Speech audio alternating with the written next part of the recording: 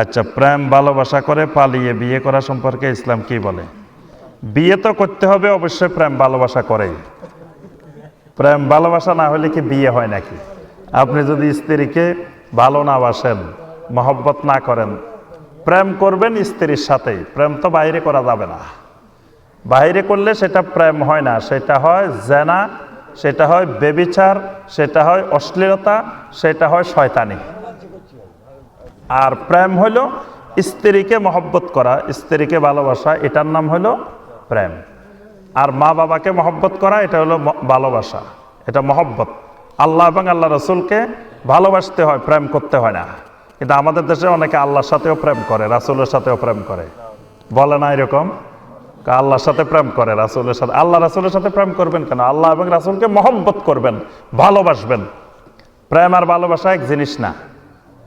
আমরা আমাদের আম্মাকে ভালোবাসি, মহব্বত করি, প্রেম করি না। কিন্তু স্ত্রীর সাথে প্রেম করি, দুইটা আলাদা জিনিস। এজন্য আল্লাহ এবং আল্লাহ রাসূলকে ভালোবাসবো, মহব্বত করব, কিন্তু প্রেম করব না। আর প্রেম করে আপনি বলতেছেন বিয়ে করছেন, এখানে ওইটা প্রেম করে বিয়ে না, ওইটা আপনি জেনা করে বিয়ে করছেন, অশ্লীলতার কাজ করে বিয়ে করছেন, শয়তানি কাজ করে বিয়ে করছেন, ওইটা প্রেম করে বিয়ে না। কারণ প্রেম হবে বিয়ের পরে, বাদান নিকাহ। প্রেম হবে বিয়ের পরে, বিয়ের আগে না। বিয়ের আগে যেটা, ওইটা প্রেম না, ওইটা অবৈধ সম্পর্ক, ওইটা হারাম। তো আরেকটা বিষয় হলো, অভিভাবকের অনুমতি ছাড়া, মেয়ের বাবার অনুমতি ছাড়া বিয়ে করলে বিবাহ বাতিল। মেয়ের বাবা বা মেয়ের অলির অনুমতি লাগবে। আচ্ছা, অনেক জায়গায় দেখা যায় মসজিদের ভিতরে টেলিভিশনের মধ্যে ইসলামিক আলোচনা দেখে। এখন প্রশ্ন হলো, মসজিদের মধ্যে টিভি দেখা জায়েজ আছে কিনা? টিভি একটা যন্ত্র, এই যন্ত্রকে আপনি যেভাবে ব্যবহার করবেন সেভাবে ব্যবহার হবে। মাইক একটা যন্ত্র, মাইক দিয়ে আমরা মসজিদে নামাজ পড়ি না? তো মাইক দিয়ে তো আবার গান বাজনাও চলে, বিভিন্ন কিছু চলে। অর্থাৎ টিভি খারাপ জিনিস না, টিভি শয়তানের বাক্স না, টিভি একটা ভালো জিনিস। এটাকে আমরা যেভাবে ব্যবহার করব সেভাবে। এটা ভালো কাজে ব্যবহার করলে ভালো, খারাপ কাজে ব্যবহার করলে খারাপ। এটা একটা যন্ত্র। তো এটা যদি মসজিদে রেখে আমি যদি এটার মাধ্যমে কোরআন সুন্নাহর আলোচনা শোনাইতে পারি, কোরআন সুন্নাহর বয়ান শোনাইতে পারি, তাহলে এটা মসজিদে রাখলে অসুবিধা কি? এটা মসজিদে রাখার কারণে মসজিদ অপবিত্র হবে না, এটা মসজিদে রাখার দ্বারা মানুষ হেদায়েত পাবে। কিন্তু আরেকটা, আমি যদি এখানে হারাম কাজ করি, ছবি দেখাই, সেটা আমি মসজিদে রাখি, যেখানে রাখি সব জায়গায় এটা হারাম। এজন্য যদি শুধুমাত্র নিরেট, শুধু দাওয়াত উদ্দেশ্যে, দ্বীনি উদ্দেশ্যে রাখা হয়, তাহলে অসুবিধা নেই। আল্লাহ পাক আমাদের সবাইকে তৌফিক দান করুন। আল্লাহুম্মা সাল্লি আলা মুহাম্মাদিন ওয়া আলা আলি মুহাম্মাদ কামা সাল্লাইতা আলা ইব্রাহিম ওয়া আলা আলি ইব্রাহিম ইন্নাকা হামিদুম মাজিদ। আমরা এতক্ষণ যে কথাগুলো বলছি ঈমানি বিষয়, তো সর্বশেষ যে কথাটা বলবো, যে আল্লাহ রসুল সাল্লাল্লাহু আলাইহি সাল্লাম জীবনে ওয়াজ মাহফিল করছেন কিনা বলেন? নবী সাল্লাল্লাহু আলাইহি সাল্লাম ওয়াজ মাহফিল করছেন কিনা? বলে সারা জীবনটাই তো নবী সাল্লাল্লাহু আলাইহি সাল্লাম ওয়াজ করছেন। নবী সাল্লাল্লাহু আলাইহি সাল্লাম দুনিয়াতে আসছেন তো ওয়াজ করার জন্য। নবী সাল্লাল্লাহু আলাইহি সাল্লাম জীবনে যতবার ওয়াজ করছেন, ওয়াজের পরে সবাইকে নিয়ে সম্মিলিতভাবে নবী সাল্লাল্লাহু আলাইহি সাল্লাম মোনাজাত করেন নাই। করছেন? কথা কয় না। করেন নাই, একবারও করেন নাই জীবনে নবী সাল্লাল্লাহু আলাইহি সাল্লাম। তো বলো, নবী সাল্লাল্লাহু আলাইহি সাল্লাম না করলে কি আমরা করতে পারবো না? অসুবিধা কি করলে? কি বলেন? অসুবিধা আছে না?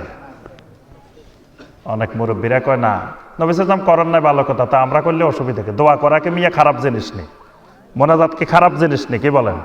তো কর্ম সবাই মিলে, অসুবিধা কি? আচ্ছা, এটার জন্য একটু কথা বলতে হবে। 5 ওয়াক্ত নামাজে আজান দিই না আমরা? দেননি আজান? আচ্ছা, ঈদের নামাজে আজান দেন কিনা? ঈদের নামাজে আজান হয় আপনাদের এদিকে? জানাজার নামাজে আজান হয়। তো আজান দিমু, অসুবিধা কি? আজান দিলে কোনো অসুবিধা হবে? কথা কয় না। আজান দেওয়া কি গুনার কাজ? আরে মিয়া, আমি আজান না দিব, আমার অসুবিধা কি? গুনাহ হইব কেন? আজান দিলে তো সোয়াবে হয়। তাহলে ঈদের নামাজের আগে আমরা আজান দিই, অসুবিধা কি? জানাজার আগে আজান দিই, আজান দেওয়া তো ভালো কাজ, দেওয়া যাবে কেন? আল্লাহ রসুল নিষেধ নাই, নবী সাল্লাল্লাহু আলাইহি সাল্লাম কোথাও নিষেধ করেন নাই। আল্লাহ রসুল সাল্লাল্লাহু আলাইহি সাল্লাম জীবনে কখনো ঈদের নামাজের আগে আজান দেন নাই, জানাজার আগে আজান দেন নাই, এই জন্য কিয়ামত পর্যন্ত দেওয়া যাবে না। 5 ওয়াক্ত নামাজে দিছেন, এই জন্য দিতে হবে, দেওয়া সুন্নত।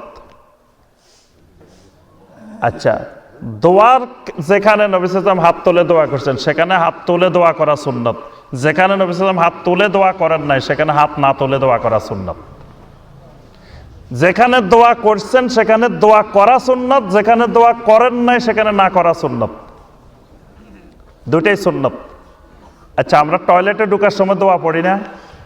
পড়েন নাই? আপনারা এখানে টয়লেটে ঢোকার সময় দোয়া পড়েন না? কি দোয়া পড়েন? আল্লাহুম্মা ইন্নী আউযু বিকা মিনাল খুবসি ওয়াল খাবায়েস। আচ্ছা, টয়লেটে ঢোকার আগে দিই আমি কিবলামুখী হয়ে হাত তুলে আল্লাহর কাছে কিছুক্ষণ দোয়া করলাম, আল্লাহুম্মা ইন্নী আউযু বিকা মিনাল খুবসি ওয়াল খাবায়েস নাওয়াইতু আন আযহাবা ইলা বাইতিল খালা, নিয়ত করে নিলাম, আয় আল্লাহ রাব্বুল আলামিন কিছুক্ষণের মধ্যে আমি টয়লেটে ঢোকার জন্য নিয়ত করলাম, রাব্বুল আলামিন আমার টয়লেটের সকল বিপদ আপদ থেকে আমাকে হেফাজত করিও, রব্বুল আলামিন টয়লেটের ভিতরে সমস্ত রকমের শয়তান থেকে, জিন থেকে আমাকে হেফাজত করিও। সুন্দর করে দোয়া করছেন, করে তারপরে টয়লেটে ঢুকছেন, কি গুনাহ হইব? এবার বলেন, নাকি সওয়াব হইব? তা দোয়া না করছে মিয়া, আমি খারাপ কিছু করছি নাকি? আল্লাহর কাছে চাইলেও গুনাহ হয়, দোয়া করলেও গুনাহ হয়, দোয়া করলেও গুনাহ হয়। এটা অনেকে বুঝেন না, অনেকে মনে করেন এটা তো ভালো কাজ, এটা তো ভালো জিনিস, কিন্তু ভালো জিনিসও গুনাহ হয় এবং জাহান্নামে যাওয়ার কারণ হয়।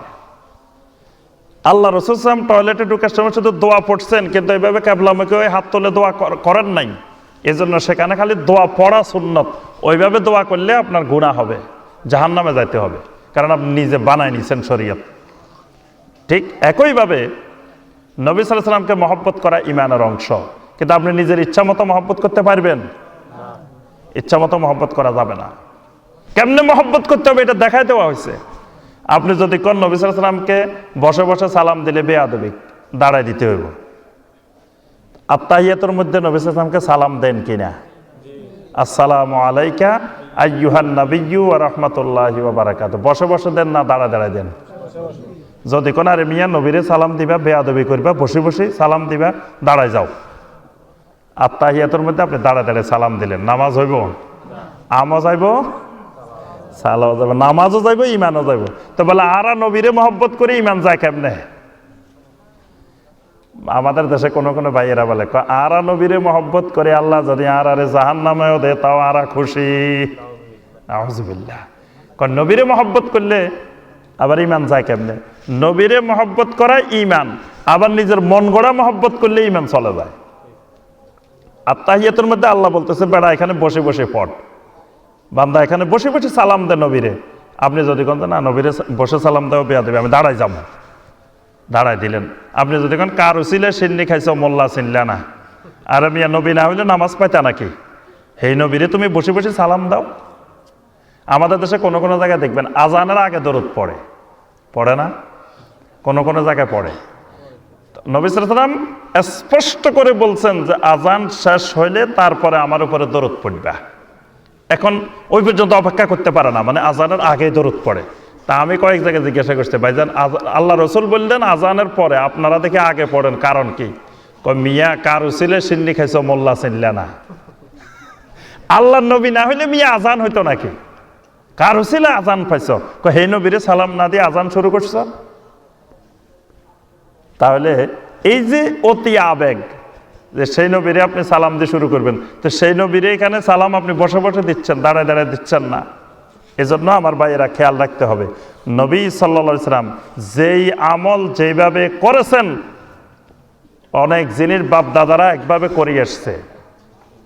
ঈমান আনার জন্য প্রথম শর্ত উত্রুকু মা ইয়াকুলু আবাকুম, আগে বাপ দাদা ছাড়তে হবে, তারপরে ঈমান আনতে হবে। বাপ দাদা ধরে রাখলে ঈমান হবে না। এজন্য আমাদের বাপ দাদারা তাদের জ্ঞানের আলোকে অনেক কিছু করছেন, ঠিক করছেন, তারা যতটুকু বুঝছেন এতটুকু করছেন, তারা ভুল করছেন আমরা বলবো না, আল্লাহ তাদেরকে মাফ করে দেবেন, তারা হয়তো বোঝার ওইরকম সুযোগ পান নাই। কিন্তু আলহামদুলিল্লাহ আজকে সারা দুনিয়া আজকে গ্লোবালাইজেশনের যুগ, সারা দুনিয়া হাতের মুঠায়, মক্কা মদিনা এখন আমাদের সাথে সরাসরি কানেকশন। এখন আমরা বুঝতেছি অনেক কিছু সুন্নতের সাথে মিল নেই, যেগুলো মিল নেই এগুলো ছাড়ে দিতে হবে।